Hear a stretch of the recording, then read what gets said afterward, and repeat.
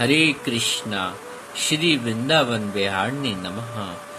श्री रूप गोस्वामी द्वारा विरचित स्तव माला के अंतर्गत उत्कलिका वल्लरी।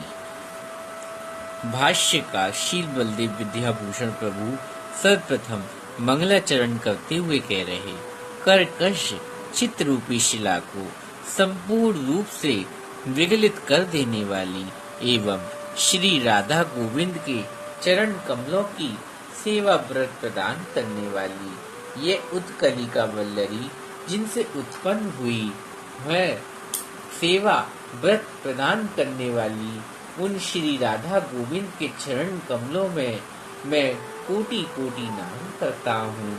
विरह भाव से पूर्ण आर्त चित्त वाले जनों के सम्राट हूँ, वे शील गोस्वामी हम पर कृपा वर्षा करें। अभिष्ट प्राप्त न होने पर अभिष्ट प्राप्ति की उत्कंठा से जिसका चित्त विगलित हो जाता और अभिष्ट की प्राप्ति में अपनी अयोग्यता की स्तुति के कारण जिसमें दैन्य का उदय होता, ऐसी विरह की भक्त स्वयं कदन के साथ निर्जर अशुपात करने लगता। इसी स्तोत्र द्वारा इस भाव को ज्ञापित करके स्वयं इसी भाव का परिवर्तन करने के लिए कविकार श्री रूप गोस्वामी सर्वप्रथम निश्चय पूर्वक कह रहे हैं, अपने अभिष्ट को प्राप्त करने की उत्कंठा से आकुलित चित्त को कारण श्री वृंदावन धाम का आश्रय लेकर उच्च स्वर से आर्तनाद करने वाले एकाकी मैं ज्वलनशील अशुपूर विरह संताप द्वारा अपने हृदय में पड़ी गाढ़ मुद्रा छाप को लेकर दिखला रहा हूँ अथा अभिव्यक्त कर रहा हूँ। स्तव माला विभूषण भाष्य। उत्कलिका उत्कंठा से भरे चित्त वाले की मैं वृंदावन धाम में शरणागत होकर उच्च स्वर से विलाप करता हुआ हृदय में पड़ी हुई ज्वलनशील अश्रु विरह संताप के गाढ़ मुद्रा छाप को खोलकर दिखला रहा हूँ अर्थात अव्यक्त कर रहा हूँ। वस्तुतः ऐसी अवस्था में भक्तजनों का निश्चय पुरुषार्थ प्रदान करने वाली स्मृति शास्त्रों में कहा गया, रोमांच द्रवित चित्त एवं आनंद आशु से परिपाटी युक्त भक्ति के बिना किस प्रकार हृदय संसारिक वासनाओं से शुरू हो सकता। इसके आगे दृष्टि पथ पर स्पष्ट रूप से लक्षित होने वाले छंद से लक्षण ग्रंथ विस्तार से भय के लिए नहीं लिखे जा रहे।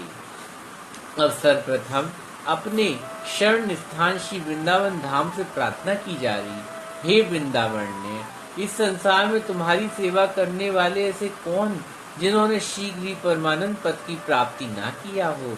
अतः मैं प्रणत होकर अति दीनहीन भाव से तुम्हारे निकट याचना करती हूँ कि कृपा करके मुझे ऐसे श्रेष्ठ उपाय का स्वयं उपदेश कीजिए जिससे मैं तुम्हारे अधीश्वर श्री राधा कृष्ण का दर्शन कर सकूं।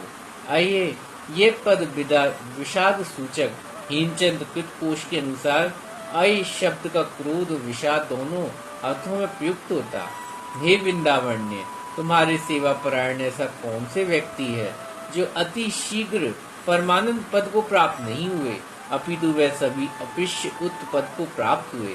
इसी कारण अति विनम्रता प्रणत होकर मैं तुमसे याचना कर रही हूँ।